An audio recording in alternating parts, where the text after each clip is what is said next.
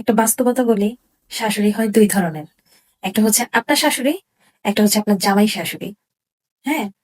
তো আপনার শাশুড়ি যদি আপনার জামাই মা হয়ে থাকে, আপনার জামাই শাশুড়ি আপনার মা, আপনার চাচী না। আপনি দেখবেন আপনার মা মরে যাওয়ার পরে আপনার জামাইয়ের কবর জিয়ারত করারও টাইম থাকবে না।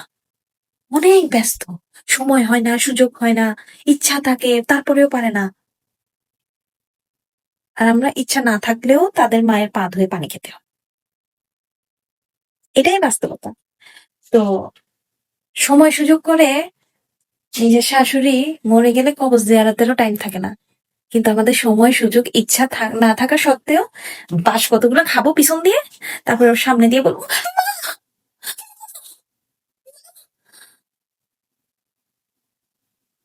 এগুলো বললে আবার খারাপ, এগুলো বলতে গেলে আবার খারাপ।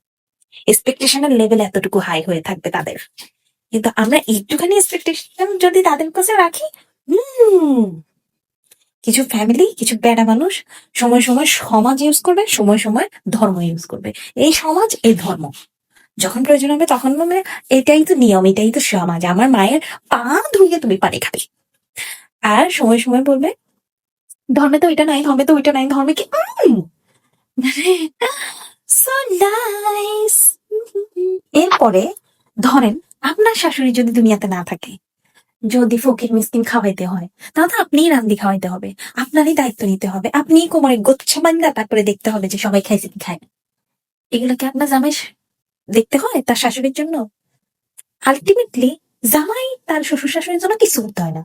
আমরা चरण धोकर पानी खाना पड़ता है, मरने के बाद भी, मरने के पहले भी। क्यों? এই বৈষম্যতা কিউ?